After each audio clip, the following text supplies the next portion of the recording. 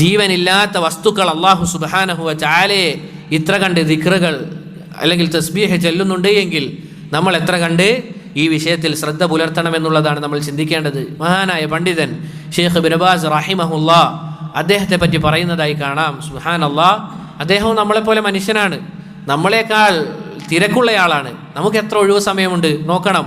അദ്ദേഹത്തെ പറ്റി ഷെയ്ഖ് അബ്ദുൽ അസീസ് അർ-റൈസ് ഹഫിളഹുല്ലാ അദ്ദേഹം പറയുന്നതായി കേട്ടിട്ടുണ്ട്. അഥവാ അദ്ദേഹം ബാത്റൂമിൽ പോകുമ്പോൾ, ഷെയ്ഖ് ഇബ്നു ബാസ് റഹിമഹുല്ലാ ബാത്റൂമിലേക്ക് പോകുമ്പോൾ അറബികൾ ഉപയോഗിക്കുന്ന ഷിമാഗുണ്ട്, അഥവാ തട്ടം, അത് വായിലേക്ക് ഉന്തിക്കൊണ്ടാണ് പോവുക എന്നാണ്. സുബ്ഹാനല്ലാഹ്, വായിലേക്ക് തിരികെ കയറ്റുമെന്നാണ്. എന്താണ് കാരണം? അദ്ദേഹം ആ ബാത്റൂമിൽ നിന്ന് പോലും അള്ളാഹുവിനെ ദിക്ർ ചെയ്തു പോകുമെന്ന് ഭയന്നുകൊണ്ട്. അതുപോലെ തന്നെ ഷെയ്ഖ് ഹിഷാം അത്താഹിരി ഹഫിളഹുല്ലാ അദ്ദേഹം പറയുന്നതായി കേട്ടിട്ടുണ്ട്. എന്താണ്? ഷെയ്ഖ് ഇബ്നു ബാസ് റഹിമഹുല്ലാ ഭക്ഷണം കഴിക്കുമ്പോൾ ഓരോ ഉരുളക്ക് ശേഷവും 4 or 5 തസ്ബീഹുകൾ ചൊല്ലുന്നുണ്ട് എന്നാണ്. ലാ ഇലാഹ ഇല്ലല്ലാഹ്. നോക്കൂ സഹോദരങ്ങളെ, നമ്മളെ പോലെ തന്നെയുള്ള മനുഷ്യനാണത്.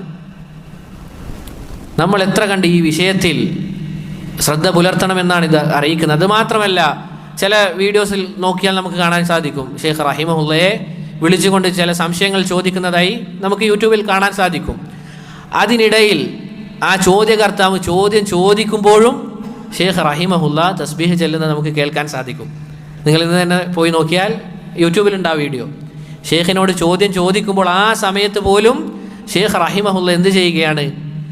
തസ്ബീഹ് ചൊല്ലുകയാണ്. അതുകൊണ്ട് സഹോദരങ്ങളെ, ഈ ഒരു വിഷയം അഥവാ ഭൂലോകത്തുള്ള ഏത് സൃഷ്ടികളും അല്ലാഹു സുബ്ഹാനഹു വ തആലയെ അദ്കാറിൽ അല്ലെങ്കിൽ തസ്ബീഹ് തഹ്മീദ് പറയുന്നുണ്ട് എങ്കിൽ നാം ഓരോരുത്തരും എത്ര കണ്ട് ഈ വിഷയത്തിൽ ശ്രദ്ധ പുലർത്തണമെന്നുള്ളതാണ് ഷെയ്ഖ് റഹിമഹുല്ല നമുക്ക് അറിയിച്ചു തരുന്നത്. അതുപോലെ തന്നെ ഇതുപോലുള്ള പണ്ഡിതന്മാരുടെ ചരിത്രവും അതാണ് നമുക്ക് പറഞ്ഞു തരുന്നത്. നമുക്കെല്ലാവർക്കും അള്ളാഹുവിന് നന്ദിയുള്ള ഒരു അടിമയാകാൻ അള്ളാഹു തൗഫീക്ക് നൽകി അനുഗ്രഹിക്കുമാറാകട്ടെ.